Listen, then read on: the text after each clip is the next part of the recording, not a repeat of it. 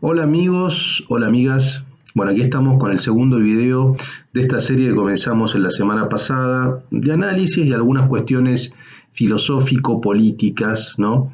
De temáticas que yo vengo trabajando hace tiempo y que algunos de ustedes también me comentaron por Instagram que les interesara, que yo hiciera alguna profundización. Bueno, vamos a seguir con esa segunda. En este caso vamos a hablar sobre la cuestión del trabajo sexual, que es una cuestión probablemente un poco más compleja y probablemente un poco más polémica también que el tema de las drogas que tratamos la semana pasada en el video anterior. Voy a seguir más o menos con la misma mecánica, intentaremos repetir esta mecánica en los próximos temas porque me parece que funciona, por lo menos mientras funcione la mantendremos. Elegí tres libros, estuve buscando algún material, y tres libros de tendencias filosófico-políticas, ideológicas distintas que tratan la cuestión. El primer libro al cual voy a echar mano, que me parece, todos los libros, estos tres libros, creo que los tres son muy interesantes, se llama Capital Erótico, el poder de fascinar a los demás, de Catherine Hacking, que es una socióloga, doctora en sociología de la London School of Economics, ¿no? Ahora vamos a empezar con este libro. El segundo libro se llama Fronteras Sexuales, Espacio Urbano, Cuerpos y Ciudadanía, de Leticia Sapsay, con prólogo de Judith Butler, ¿no? Es muy interesante también el planteamiento de Sapsay. Y por último, Texto Yonki, de Beatriz, en este caso cuando era Beatriz Preciado, es una edición vieja, hoy Polve Preciado, en relación con la cuestión de la figura del trabajador o la trabajadora fármaco-pornográfica, lo que entiende Preciado como trabajador o trabajadora fármaco-pornográfica. Pero primero vamos a iniciar con el texto de Catherine Hacking, que es un libro que a mi juicio da un paneo interesante sobre qué es no solo el trabajo sexual, en general sobre lo que ella entiende como capital erótico, que por supuesto es mucho más amplio que el trabajo sexual, tiene que ver con la capacidad de seducción, con poner en juego armas de seducción, armas sexuales, etcétera, en la economía. Es muy interesante, pero no puedo entrar a todo eso, así que vamos a ver, marqué algunas partes del libro, como pueden ver, que tienen que ver con la cuestión del trabajo sexual. Voy a iniciar con esta cita de la página 82. Dice: el arma más potente y eficaz a la que han recurrido los hombres para limitar el uso femenino del capital erótico es la estigmatización de las mujeres que venden servicios sexuales. Estigma que nunca afecta a la misma medida a los hombres que venden sexo. En las encuestas europeas se ve que solo una pequeña minoría considera que el sexo comercial sea un trabajo como cualquier otro. La mayoría de la población tiene mala opinión de las mujeres que trabajan en el sector del sexo comercial. Las ve como víctimas, drogadictas, fracasadas, incompetentes, personas, en suma, quienes hay que evitar. El carácter patriarcal de estos estereotipos queda patente en la disparidad de percepciones cuando son hombres quienes venden sexo. En este caso, las actitudes son ambiguas, conflictivas, inseguras.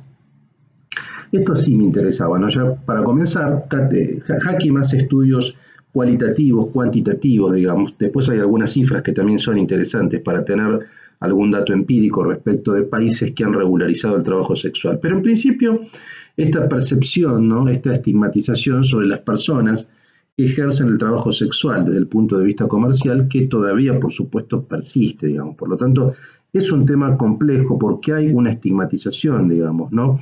Que probablemente tenga que ver con alguna herencia o mucha herencia religiosa, digamos, ¿no? Probablemente tenga que ver tanto puritana en la tradición protestante como en la tradición católica de los países latinos también, digamos. Hay una estigmatización con que solamente una pequeña minoría considera la venta de servicios sexuales como un trabajo legítimo como cualquier otro, digamos. Todavía hoy existe esa estigmatización. Sin embargo, Hacking incluso hace la diferencia entre las mujeres que ejercen el trabajo sexual, encima son peor vistas, que los hombres que, según plantea acá, son vistos de manera medio ambigua, medio extraña, ¿no?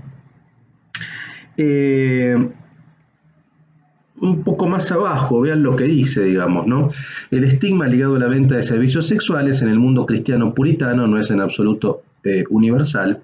En Occidente es tan categórico que las mujeres censuran la prostitución y a la prostitución con la misma frecuencia que los hombres. El hecho de que las mujeres del norte de Europa se opongan al sexo comercial con más fuerza que los hombres parece echar por tierra mi argumento de que la estigmatización y la criminalización de la prostitución surge a iniciativa de hombres patriarcales. O sea, lo que dice Hacking es que incluso hay más mujeres que se oponen estadísticamente al trabajo sexual que los hombres, ¿no? O sea, no es un tema solamente, según Hacking, por lo menos, una cuestión 100% patriarcal o patriarcalista.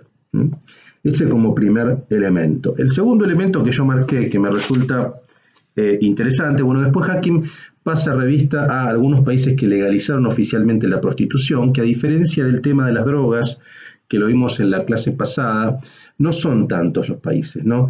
Por ejemplo, Holanda legalizó oficialmente la prostitución en el año 2000, Nueva Zelanda lo hizo en el año 2003, Alemania lo hizo en el año 2002, despenalizó los burdeles y extendió la protección legal a los trabajadores del sexo a fin de protegerlos de la discriminación. En Gran Bretaña y Canadá las propuestas en esa misma línea de despenalizar el sector se vieron bloqueadas por feministas en coalición con los conservadores. Este tipo de asociaciones es increíble desde el punto de vista ideológico probablemente, pero tácticamente hay una alianza que se repite, que se ha repetido no solamente en estos casos a partir del 2000, hace casi 20 años ya, sino que también se ha repetido en la historia, digamos. Se puede ver cómo en la década del 80, a principios de la década del 80, cuando Reagan asume la presidencia de Estados Unidos y busca también prohibir la pornografía en pos de un modelo familiar tradicional, monogámico, en pos de unos valores conservadores, etc., encuentra una alianza táctica con parte del feminismo radical, en ciertas ordenanzas que buscaban abolir todo tipo de trabajo sexual, por supuesto la prostitución, pero también la pornografía, digamos. Por lo tanto, esta alianza táctica entre el conservadurismo y el feminismo radical para bloquear, digamos, todo tipo de legalización del trabajo sexual no es algo nuevo, sino que es algo que ya tiene por lo menos tiene 30 o 35 años, o más incluso.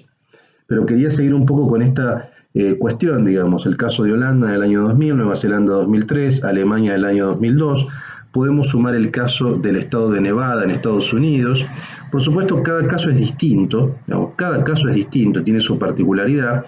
Una cosa es la legalización de los burdeles, o sea, de espacios físicos que estén regulados, con trabajadoras sexuales con libreta sanitaria, con sanidad, sindicalizadas, como pasa en el caso de Alemania, en el caso de Holanda, probablemente con zonas rojas, pero bueno, hay diferentes tipificaciones en relación a las políticas públicas, si eso implica legalizar un burdel, si eso implica descriminalizar el trabajo en sí mismo, que no es lo mismo, si eso implica la delimitación de una zona roja, como en la ciudad de Buenos Aires, por ejemplo, que luego veremos que tampoco es lo mismo, digo, eso ya implica tipificaciones distintas. En líneas generales, si una persona en su esfera privada decide cobrar por servicios sexuales, eso en líneas generales, digamos, no está penado, porque forma parte de la vida privada de una persona, digamos.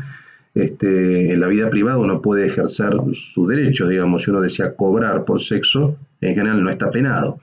Distinto es cuando, por supuesto, se instala, ¿no?, desde el punto de vista comercial, digamos, un servicio sexual, se lo comunica, se hace marketing como cualquier servicio, como cualquier bien y servicio que se comercializa en el marco de un mercado, así como vimos el mercado de las drogas, bueno, el mercado del deseo, el mercado del sexo, digamos, en definitiva, es distinto. Ahí sí hay una tipificación normativa, una tipificación legal que será distinto. Bueno, se puede poner un burdel, bueno, puede haber un sindicato de trabajadoras sexuales, como en la Argentina, que se está buscando regularizar 100% ese sindicato. Bueno, ahí ya depende, hay diferentes esquemas que son disímiles. Pero quería reforzar sobre todo esta alianza que existe, que existió y que también se ve, por ejemplo, en el caso de Suecia, digamos, que en la década del 60, en la década del 70 fue uno de los países más liberales en materia sexual, digo, creo que fue el primero o el segundo país que legalizó la pornografía a fin de la década del 60, digamos, que en los últimos años hubo este tipo de alianzas entre sectores conservadores, puritanos, con sectores feministas radicales que se alían, por ejemplo, que se aliaron para criminalizar al cliente de prostitutas, ¿no? Bueno, luego el libro tiene una interesante reflexión pero esto ya implicaría irnos por el feminismo. Mi idea no es hablar de feminismo, en todo caso después podremos hablar de feminismo. Por supuesto que el tema del feminismo y el tema del trabajo sexual está muy vinculado. A grandes rasgos ustedes saben que hay dos alas, hay un ala que es regulacionista, con la que yo personalmente estoy de acuerdo con esa posición, con la idea de regular el trabajo sexual, y un ala que sería abolicionista, que no, digamos que precisamente está contra todo tipo de regulación, que busca que las mujeres no ejerzan de ninguna manera ningún tipo de trabajo sexual, digamos, ¿no?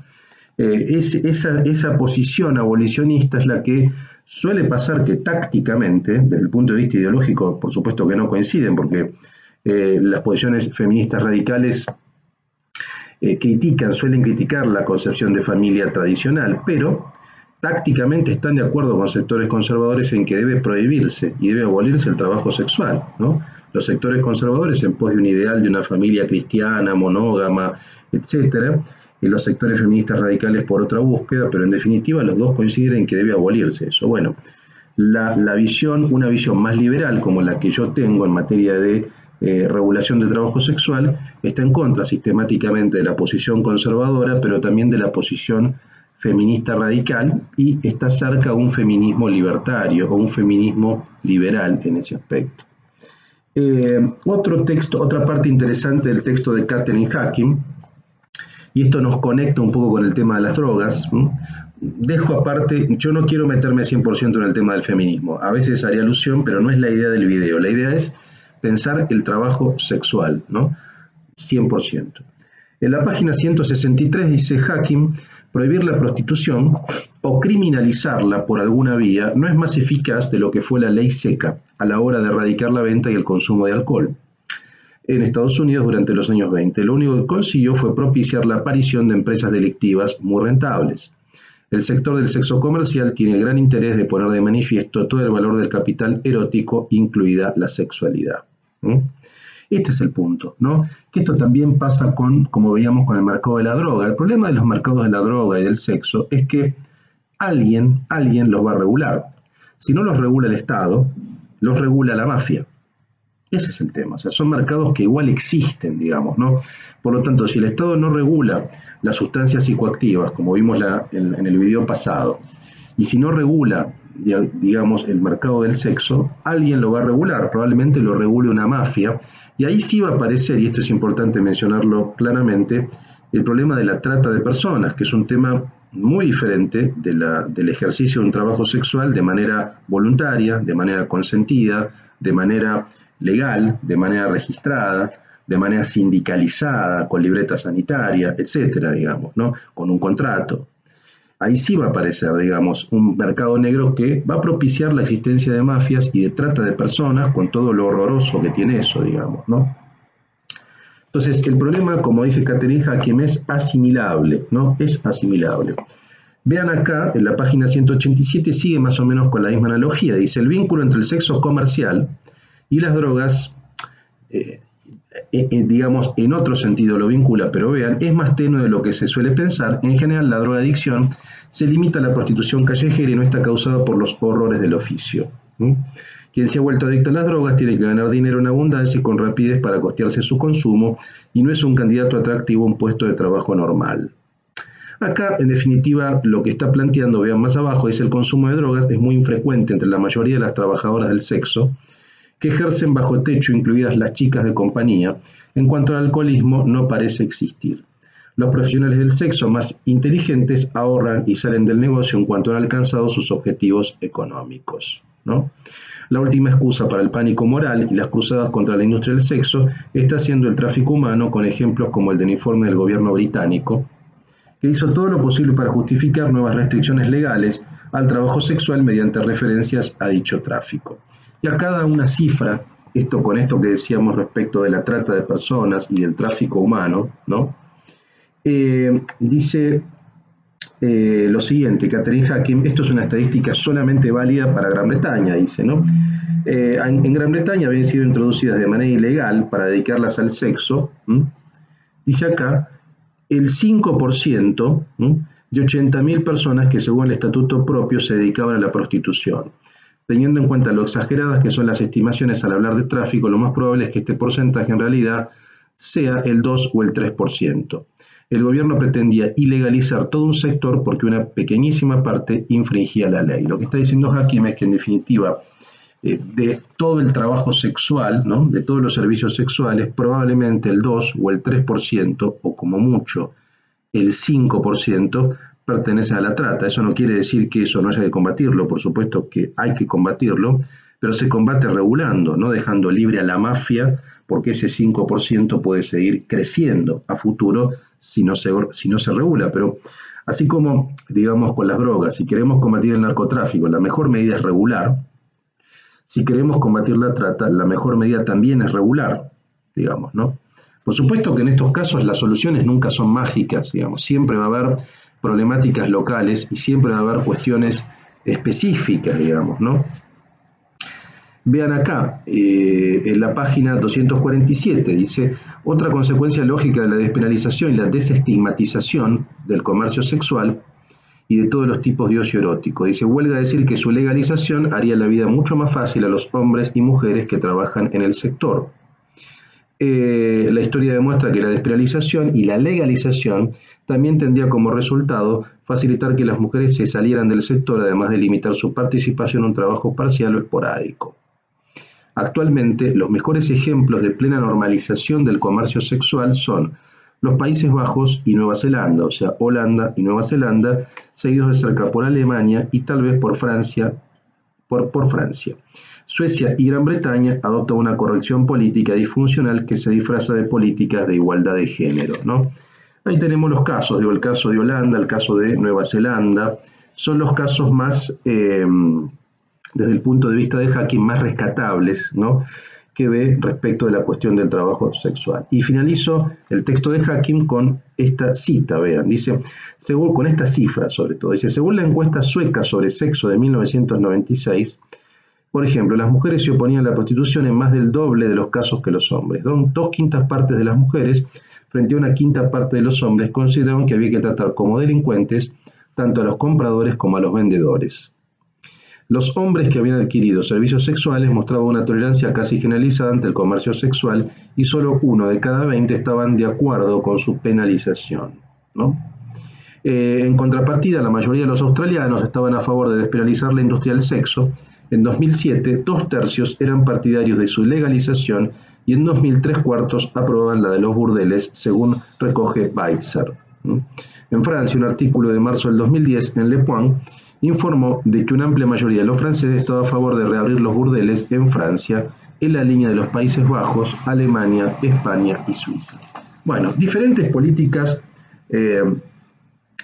concretas, reales, empíricas, de regularización, de regulación del comercio sexual, de los servicios sexuales en blanco regulados, ¿no? Probablemente el caso más interesante sea el caso de Nueva Zelanda, que no es tan conocido, o el caso de Holanda, que es más conocido, o el caso de Alemania, digamos, ¿no?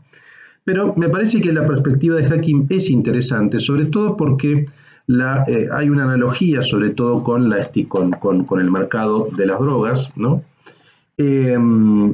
Y también hay otro elemento que lo voy a retomar con este texto de Leticia Sapsay, ¿no?, que tiene un prólogo de Judith Butler, digamos, que también es socióloga, así como Catherine Hakim, pero Catherine Hakim es una socióloga de la London School of Economics, de una tendencia más liberal, podríamos decirlo, mientras que Leticia Sapsay viene más bien de una formación de la teoría queer, digamos, o sea, por lo tanto de una formación más de izquierda postestructuralista.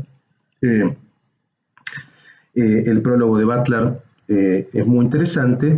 Lo que me interesa de Sapsay, que es argentina, es que piensa el caso local, particularmente el caso de la ciudad de Buenos Aires, y en relación con la zona roja de prostitución de trabajadoras sexuales transgénero, sobre todo en el barrio de Palermo. Ustedes saben que, como dice el Sapsay, les leo acá, en marzo de 1998 la ciudad de Buenos Aires fue testigo de un hecho sorprendente que fue la descriminalización del trabajo sexual en el marco de la sanción de un nuevo código contravencional encargado de regir el orden del espacio urbano. Bueno, esa descriminalización del trabajo sexual implicó, bueno, fue un largo derrotero, porque eso primero fue en el barrio de Palermo, ¿no?, en la zona de Palermo Viejo, luego se llevó al Rosedal y luego a otra parte de Palermo, digamos, a otro bosque de Palermo. Pero en definitiva lo que es interesante de Sapsay es cómo analiza que la descriminalización del trabajo sexual y la posterior creación de una zona roja, eso fue en el año 2004, la descriminalización por el Código Contravencional fue en 1998 y la creación de la zona roja fue el año 2004, ¿no?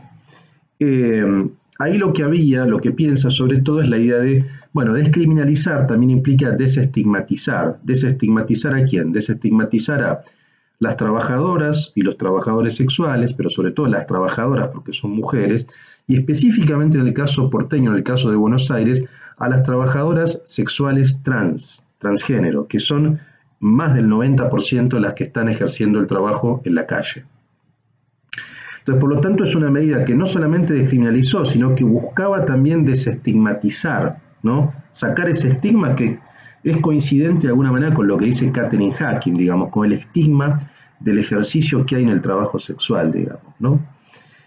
Acá igual lo que piensa Sapsay es la idea de la existencia de una zona roja, o sea, una zona delimitada, una suerte de frontera, por eso el texto llama frontera sexual, digamos, entre lo que sería, digamos, por así decirlo, digamos, un barrio o barrios que no están, entre comillas, contaminados de ese tipo de circulación, y barrios dedicados al mercado del deseo, como diría Néstor Perlonger, en otro libro que recomiendo también, que se llama La prostitución masculina, que es específicamente sobre la prostitución masculina, que es casualmente su trabajo de investigación, su tesis en Brasil, digamos. Él hizo su trabajo de investigación en Brasil como antropólogo, donde analiza básicamente el comercio del sexo en San Pablo, que es un libro extraordinario. Yo creo que es el mejor libro de Perlonger. Bueno, similar a lo que hace Perlonger en la prostitución masculina, lo hace Sapsay en fronteras sexuales, digo, ¿no? La idea de analizar los espacios urbanos, las ciudades delimitadas sexualmente. La idea de que existe una zona roja implica una separación, no solo de un trabajo sexual, de un trabajo que estaría legitimado dentro de esa zona, sino también la separación de un tipo de sexualidad, de una sexualidad anormal, entre comillas, que debe ser ejercida en esa zona, y una sexualidad normal, respetable, etcétera, que sería la que predomina en una ciudad determinada. Bueno, el libro de Sapsay, su hipótesis tiene que ver también con esta idea. Vean lo que dice en la página 71. Dice: la ley que en Buenos Aires dio lugar a la creación de la primera zona roja oficial estuvo de facto destinada a trabajadoras sexuales trans, ya que la persecución y los mayores conflictos se encarnizaron sobre este colectivo. Y si bien no todas las trabajadoras sexuales trans comenzaron a trabajar en esta zona y una gran mayoría continúa trabajando en las zonas donde tradicionalmente trabajaban, esta ley simbolizó y continúa simbolizando el exilio de las trabajadoras sexuales trans de las calles de la ciudad y su reclusión imaginaria a un espacio legalmente cercado. Parecería funcionar como un gesto simbólico mediante el cual garantizar la pureza de lo público. Esta fantasmática pureza del imaginario de lo público es de hecho lo que sobrevuela en el devenir de los conflictos sobre la zona y las campañas de expulsión, al punto de que la misma tuvo que ser trasladada en el año 2008 a otro lugar. Bueno, esto es lo que decíamos. En el año 98 se cambia el Código Contravencional, eso dura unos pocos meses. En el año 2004 finalmente se crea la zona roja y en el año 2008 se cambia el lugar a donde existe actualmente, ¿no? En la ciudad de Buenos Aires. Pero acá me interesa abrir otro espacio de reflexión. Lo de Katherine Hacking implicaba una reflexión más general y específicamente para los casos europeos sobre todo. Y en este caso pensamos el caso de la ciudad de Buenos Aires y sobre todo trabajadoras sexuales trans, digamos, ¿no? Que ahí también hay otros problemas, porque ya no es pensar en sí la legalización del trabajo sexual, sino pensar diferencias entre prácticas sexuales, la desestigmatización o la estigmatización de una práctica sexual respecto de otra.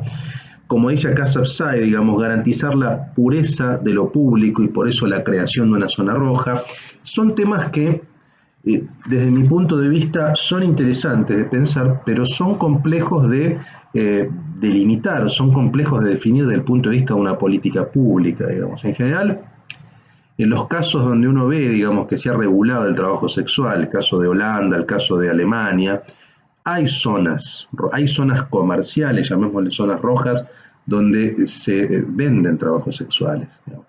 y suelen haber polos, o no sé cómo llamarles, digamos, pero delimitados geográficamente dentro de las ciudades. Por lo tanto, que exista una zona roja, entiendo la objeción que hace Sapsay, puede implicar un estigma, puede implicar una diferenciación, una frontera, desde el punto de vista simbólico, que lo podemos cuestionar, pero también no se me ocurre por ahí otra forma de articular, digamos, ¿no? Una convivencia posible, porque eso es indudable que debe haber algún tipo de convivencia, digamos, ¿no?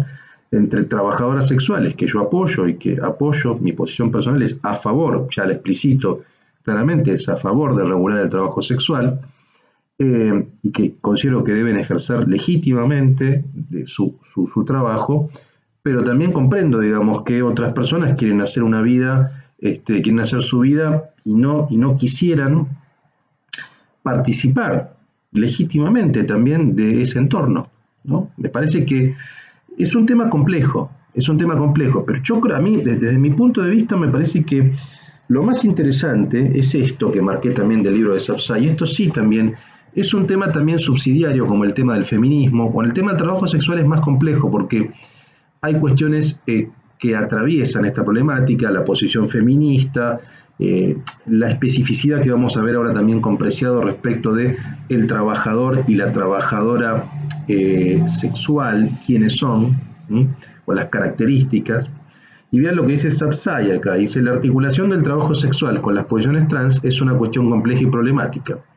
Por un lado, es cierto que la misma segregación de las identidades trans lleva a que gran parte de estos colectivos encuentren en el trabajo sexual su principal modo de vida. Y acá tenemos una estadística, una encuesta, es cierto, es del año 1999, es bastante vieja, pero por lo menos tenemos una cifra, dice, según datos de la Defensoría del Pueblo, etcétera, el 89% de las travestis que residen en Buenos Aires ejercía la prostitución. En cualquier caso, sea el 89 hoy, o sea el 90, o sea el 80, haya subido, haya bajado, estamos hablando de un número altísimo. Entonces, me parece que la pregunta sería, y esto sí también es una pregunta que excede el tema del trabajo sexual, la idea es que una mujer transgénero, digamos, ejerza el trabajo sexual si lo desea, que tenga la posibilidad de encontrar un trabajo, cualquier otro tipo de trabajo. Si ya estamos hablando de que un altísimo porcentaje, sea el 80, el 90% de las mujeres transgénero, solamente encuentran una salida laboral mediante el trabajo sexual, hay un problema. Eso es un problema, es indudable que es un problema, digamos, ¿no? Mientras sea voluntaria, ¿no? No hay problema. Y acá también hago una nota al pie. Cuando uno habla de estas cuestiones, es muy importante, y en esto voy a retomar una premisa del momento militante de Foucault, de Michel Foucault, a principios de la década del 70, sobre todo en el año 71, esa breve experiencia de lo que se llamó el GIP, el Grupo de Información de Prisiones, donde la clave era escuchar a los presos, ¿no? O sea, el post-mayo del 68, a mi juicio, lo más interesante que tuvo fue criticar precisamente las instituciones jerárquicas, dar cuenta de una institucionalidad abierta, más libertaria, menos, insisto, menos jerarquizada, ¿no? ¿Y cómo se hace eso? Bueno, escuchando a los protagonistas, escuchando a los presos, escuchando a los estudiantes, y en este caso deberíamos escuchar a las trabajadoras y los trabajadores sexuales, porque también tengo la impresión de que uno habla, teoriza sobre esto, pero hay personas concretas que ejercen este trabajo. Entonces, lo más importante desde mi punto de vista, primero es escuchar esos casos. Y vamos a ver, yo lo he hecho, yo he hablado con trabajadoras sexuales, y la verdad es que hay una diversidad de posiciones, pero hay un gran porcentaje que dicen que ejercen ese trabajo porque les interesa, e incluso trabajadoras sexuales trans porque se sienten deseadas también por los clientes, ¿no? Pensemos en las historias duras, digo, un altísimo porcentaje son mujeres transgénero que vienen sobre todo del norte del país, no solo estigmatizadas, golpeadas, denigradas, digamos, que nunca sintieron deseo, nunca se sintieron deseadas, ¿no? Al revés, se sintieron denigradas, digamos, ¿no? Probablemente el trabajo sexual, y esto también lo dicen algunos estudios de campo, de antropólogas y antropólogos, sea el espacio donde sienten que la mirada del otro es una mirada de deseo, y probablemente sea de las pocas miradas de deseo que tienen. Entonces, quiero decir, hay que tener cuidado también con bajar línea y componerse en un lugar por encima de las trabajadoras sexuales y los trabajadores sexuales, y primero escucharlos, escuchar. Escuchar, recomiendo enfáticamente el sindicato AMAR, digamos, que es un sindicato aquí, de aquí de la Argentina, con personería jurídica. Por supuesto, no es legal porque el trabajo no está regulado completamente, entonces está descriminalizado en la zona roja, pero no hay una regulación en el sentido de que puedan existir prostíbulos legales, etcétera. Pero recomiendo, por ejemplo, las trabajadoras de AMAR, que tienen un discurso muy sólido, muy bien argumentado, desde una posición que probablemente no es la mía, porque tienen una posición política peronista o argumentos marxistas que son muy interesantes. Por ejemplo, un argumento marxista, si uno tiene una posición marxista, es esto, digamos, ¿no? ¿Por qué en todo caso, si uno tiene una posición en clave marxista, critica el trabajo sexual y no otros trabajos? Si el trabajo es explotación, todos los trabajos son explotación, digamos, ¿no? Es decir, ¿por qué el trabajo sexual debería ser más explotador que trabajar en un call center, que trabajar limpiando casas, que trabajar en una oficina de 8 a 5 de la tarde? ¿Por qué debería ser más explotador ese trabajo? Hay algunas trabajadoras sexuales que dicen que al revés, que en el trabajo sexual, si trabajan autónomamente, deciden su horario, algunas hasta pueden elegir a sus clientes. Y otra objeción, por lo tanto, me parece que ahí hay algo interesante para pensar, digamos. O sea, ¿por qué es más explotador un tipo de trabajo que otro? ¿En serio que trabajar en un call center es más libre que ejercer el trabajo sexual? ¿Realmente? ¿Limpiar una casa es más libre que ejercer el trabajo sexual? Por lo menos hay que problematizar eso. Y otra cuestión que también plantean las trabajadoras sexuales es, y que no solamente ellas, sino también lo planteó Foucault, por ejemplo, en otro debate que tenía que ver con las agresiones sexuales, se me ha caído un libro, que tenía que ver con las agresiones sexuales, con antipsiquiatras y demás, que es, bueno, ¿por qué? Si también desde una perspectiva marxista uno lo podría pensar, si uno trabaja con su cuerpo, ¿por qué hacemos una separación entre trabajar con una mano y trabajar con un órgano genital? ¿Qué diferencia habría entre trabajar con las manos y trabajar con un genital o con los genitales? Desde el punto de vista de que los genitales están en el cuerpo, tanto como la mano. ¿Por qué hacemos una diferenciación entre la mano es mejor, la mano es más digna que los genitales? O sea, yo no veo ahí, desde mi punto de vista, realmente me parecen argumentos muy sólidos.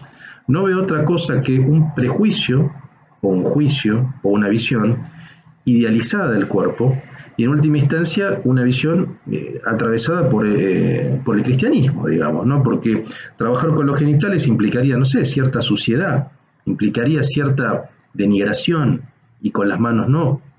Entonces realmente ahí yo no veo demasiadas posiciones racionales, yo no veo un argumento racional en esa objeción de que trabajar con la mano sea mejor que trabajar con los genitales. La mano y los genitales están en el cuerpo, uno trabaja con su cuerpo, con todo su cuerpo, ¿no? Entonces, quiero decir, es importante escuchar a las trabajadoras, los argumentos que tienen. Entonces, me parece que incluso si uno tiene una posición marxista, la objeción al trabajo debe ser, lo que debería ser es a todos los trabajos, a todo trabajo, porque si uno parte de la teoría de la plusvalía, si uno parte de la teoría marxista, que yo no comparto plenamente, digamos, sería más lógico objetar todo tipo de trabajo y no solamente el trabajo sexual, porque hay que abolir el trabajo sexual, hay que abolir todos los trabajos, ¿no? Pero bueno, eso ya sería una discusión mucho más compleja que también excedería al trabajo sexual. Pero vuelvo al punto que les decía, el problema es la estigmatización de las trabajadoras trans y que estén obligadas más del 80-90% porque no encuentran otra fuente de trabajo a ejercer el trabajo sexual. Lo que deberíamos apuntar es que ejerzan el trabajo sexual aquellas que quieran hacerlo y el resto no, que trabajen en cualquier otro tipo de empleo, digamos, ¿no? Eso, desde mi punto de vista, sería lo más lógico, ¿no? Bueno, este es el texto de Leticia Sapsay, Fronteras Sexuales, que también lo recomiendo. Y por último, el texto de Beatriz Preciado, Hoy Paul Preciado. Acá Paul Preciado un poco también lo que plantea es, me interesa cómo habla de la pornificación del trabajo, del trabajador, lo que llama Preciado el trabajador fármaco pornográfico. Les leo, digo, en una parte que se llama Pornificación del trabajo, en la página 185 de Texto Yonki, un libro del año 2008, dice así: para comprender la verdad de la praxis del trabajo posfordista, habrá que estudiar con detalle 3 ámbitos hasta ahora considerados periféricos o marginales, respecto de los ciclos capitalistas de consumo y producción. La primera, la producción, el tráfico y el consumo de drogas, legales e ilegales. Esto lo vimos la clase pasada, así que no voy a entrar acá. La producción y la circulación y el consumo de materiales audiovisuales pornográficos, acá entraría el trabajo sexual, y el trabajo sexual, que es la mercantilización de la potentia gaudendi, es decir, de la libido, sobre todo en los servicios sexuales, ¿no? Es importante, acá Preciado hace un detalle muy claro respecto de cuando uno habla de trabajo sexual, está hablando de todo tipo de trabajo que implique la sexualidad en juego, todo tipo de trabajo que implique un comercio, un intercambio de servicios sexuales o de prácticas sexuales. Preciado también marca, digamos, en un servicio sexual uno no está vendiendo su cuerpo. Esa también a veces es una objeción que se hace, digamos, no, bueno, se vende el cuerpo. No se vende el cuerpo, se vende un servicio que se presta con el cuerpo. El cuerpo no se vende el servicio, digamos, ¿no? Por lo tanto, ahí habría que pensar que trabajo sexual es todo aquel trabajo donde hay un servicio prestado sexualmente con el cuerpo, sea la prostitución, sea una performance pornográfica, una película, sea un trabajo de stripper, sean los trabajos en webcams eróticas. Es decir, hoy hay una diversidad de formas de trabajo sexual, ¿no? Entonces acá Preciado hace una diferenciación importante, pero más adelante tenía marcado otro elemento que me parece importante. Dice: tanto en el deporte profesional como en el trabajo sexual, el problema no es la venta del cuerpo. Acá está lo que decía recién. Como argumentan al unísono el feminismo marxista y el integrismo católico. Dice Preciado: puesto que el trabajo en la sociedad posfordista es siempre y en todo caso venta de la fuerza de comunicación y excitación que produce un cuerpo vivo, de su potentia gaudendi, sino más bien la asimetría de género y de raza del mercado actual. 9 de cada 10 trabajadores sexuales son biomujeres, solo 4 de cada 10 son blancos, y la asimetría de la remuneración económica y del estatus profesional. En todo caso, me interesa este análisis que hace Preciado porque es muy sutil, digamos, ¿no? Por un lado, vean lo que dice. Otra vez, como decíamos al comienzo, se alía el integrismo católico, la derecha reaccionaria, las posiciones conservadoras con el feminismo marxista, dice acá Preciado. Lo dice Preciado, ¿no? Esto no lo está diciendo alguien del alt-right, lo está diciendo Paul Preciado, filósofo transgénero que se define de izquierda radical, digamos, ¿no? Pero esa alianza que se da con el feminismo marxista o el feminismo radical, con el integrismo católico, que buscan obturar todo tipo de servicio sexual, ¿no? Desde las políticas públicas. Entonces vean lo que dice, digamos. En todo caso, el problema no se vende el cuerpo si no se vende un servicio, y en todo caso, si habría un problema, dice Preciado, es, bueno, ¿por qué la mayoría de las trabajadoras sexuales son de determinada raza? ¿O por qué, como pasa acá en la Argentina, la mayoría son mujeres transgénero? ¿Por qué no encuentra otra posibilidad de trabajo que esa? ¿Por qué no pueden optar voluntariamente por otro tipo de trabajos? En todo caso, hay otros problemas, o la asimetría de remuneración. Entonces, problemas puede haber, hay, problemas de hecho hay, pero como hay en cualquier trabajo puede haber problemas de remuneración, puede haber problemas de cupos, de minorías, ¿no? Pero no son problemas solamente específicos del trabajo sexual, lo va a decir Preciado.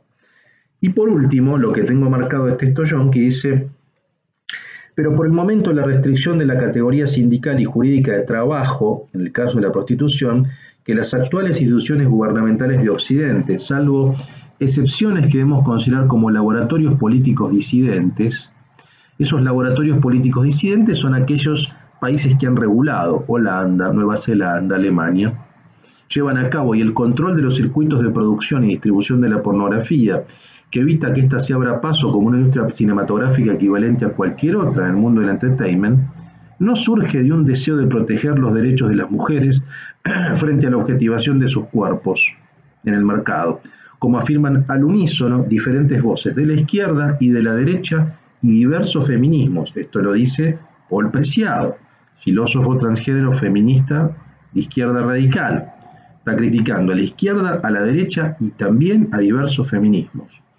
Al contrario, si es necesario negar que el sexo pueda ser objeto de trabajo, de intercambio económico, de servicio o de contrato, es precisamente porque esta eventual apertura de la categoría de trabajo pone en cuestión los pretendidos valores puritanos del espíritu del capitalismo, o más bien deja al descubierto los auténticos pornovalores de este.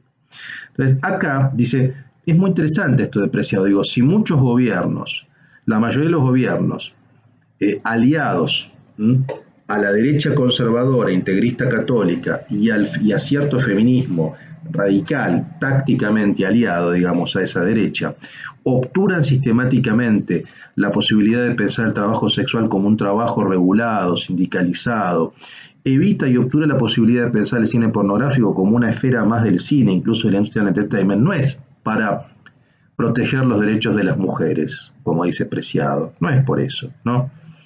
De ninguna manera, dice, como lo dice acá, sino es negar básicamente que el intercambio económico del servicio o el contrato sexual ponga en tela de juicio los supuestos valores puritanos del capitalismo. Quizá el capitalismo no tiene esos valores puritanos, como diría, como podemos leer en la hipótesis de Weber, de Max Weber, ¿no? El espíritu protestante, el vínculo entre el capitalismo y el protestantismo, digamos, ¿no? Por ahí no necesariamente es así. Entonces, lo que quiero decir, ya con esto está por supuesto en Texto Yonki del año 2008. Me parece a mí que tanto Hacking como Sapsay como Preciado desde diferentes perspectivas, las tres, ¿no?, coinciden de alguna manera en la necesidad de avanzar hacia una regulación. Desde mi punto de vista, mi posición personal también es esa, es avanzar hacia una regulación. Por supuesto que las regulaciones, probablemente esta regulación sea un poco más compleja que la de las drogas, pero en cualquier caso creo que la regulación, si no existe de facto, de hecho, es una regulación mafiosa, es una regulación que se da a través de la mafia, ¿no? Y de la trata, que es lo que efectivamente hay que erradicar. La regulación buscaría evitar la trata, como la regulación del mercado de drogas buscaría evitar el narcotráfico. Es exactamente lo mismo, o sea, son mercados negros que aparecen cuando no tenemos una ley. Por supuesto que es un tema más complicado porque aparece de por medio la cuestión de las posiciones feministas, la cuestión de los derechos de las mujeres, la cuestión del trabajo, qué consideramos trabajo y qué no consideramos trabajo, la cuestión del cuerpo, la cuestión del deseo. En fin, es un tema complejo. Yo sé que es un tema complejo. Mi posición, con los argumentos que he dado a partir de estos textos, es a favor de la regulación, ¿no? Creo que hay que avanzar una regulación porque la regulación también implica una desestigmatización de estos tipos de trabajo, porque como decía anteriormente, yo creo que uno trabaja con su cuerpo y el cuerpo es todo. El cuerpo son las manos, el cuerpo es la mente, el cerebro, el cuerpo son los genitales. No veo ninguna razón, por lo menos no he encontrado ningún argumento bueno, que plantee que podemos trabajar con todas las partes del cuerpo y no con los genitales. Si decimos que no se puede trabajar con los genitales, estamos teniendo una visión, desde mi punto de vista, asexuada o desgenitalizada del cuerpo, que solamente veo como una suerte de reserva, como una suerte de resto cristiano, judío-cristiano, digamos, que ve esa parte como una parte incómoda, una parte sucia, y no veo un argumento racional en ese sentido. Entiendo en todo caso la crítica o el análisis que se puede hacer también desde una perspectiva marxista, ¿no? Pero me parece que si uno realmente quiere ser coherente en la perspectiva marxista, debería plantear la abolición de todos los trabajos y no solamente la abolición del trabajo sexual, porque es un trabajo, en todo caso, si uno tiene esa perspectiva, es un trabajo tan explotador como cualquier otro. No veo por qué deberíamos abolir el trabajo sexual y no los otros trabajos, ¿no? Mi perspectiva de análisis no es marxista, ¿no? Entonces, creo que también hay una falla en ese argumento. Por lo tanto, creo que deberíamos avanzar viendo los ejemplos que menciona Catherine Hacking que por supuesto y sobre todo uno puede ajustarlos a cada realidad y sobre todo, y con esto voy a cerrar, escuchando a las protagonistas y los protagonistas, a las personas que ejercen ese trabajo. Hay que escuchar su voz, uno tiene que escuchar por qué lo hacen, si lo hacen solo por necesidad, si lo hacen por deseo, si lo hacen voluntariamente, si no lo hacen voluntariamente, si encuentran algún tipo de gratificación. Yo lo que recomiendo es ingresen al sitio de AMAR, escuchen los testimonios de trabajadoras sexuales y van a ver que son diversos. Hoy también lo que hay es, y uno tiene que quitarse también de encima por ahí una imagen un poco cliché, un poco antigua, de qué es ser prostituta, digamos, de qué es ser trabajadora sexual, ¿no? Una imagen absolutamente cliché. Hoy la sexualidad es distinta de lo que era antes, hay una mayor diversidad, lo mismo también se ve en la pornografía, digamos, ¿no? Hay una cantidad de realizadoras mujeres, hay pospornografía, digo, en todo caso, me parece que con la abolición no se soluciona nada, en todo caso, en lugar de abolir, lo que deberíamos plantear es hagamos pornografía y ejerzamos el trabajo sexual de manera más libre, de manera más diversa, de manera más tolerante, de manera más creativa, de manera más feminista, digo, que haya mujeres que dirijan, con protagonistas mujeres de esas películas en un rol mucho más fuerte, donde su deseo sea lo primero y no el rol de víctima. Bueno, hagamos mejor pornografía, ¿no? Planteemos un trabajo sexual mucho más libre, ¿no? Sin ningún tipo de estigma. Me parece que la solución es con más libertad y eso implica desestigmatizar este tipo de trabajos. Bueno, terminamos con este video. Seguramente la próxima semana vamos a subir otro, todavía no tengo definido el tema. Estoy entre dos posibilidades. Vamos a ver si pensamos el tema de la corrección política o las políticas de la identidad también, y la izquierda es un gran problema desde mi punto de vista. Y otra cuestión que me interesa es el tema del liberalismo o los liberalismos que suelen ser motivo de alta polémica y alta conflictividad. Les mando un abrazo a todos, a todas.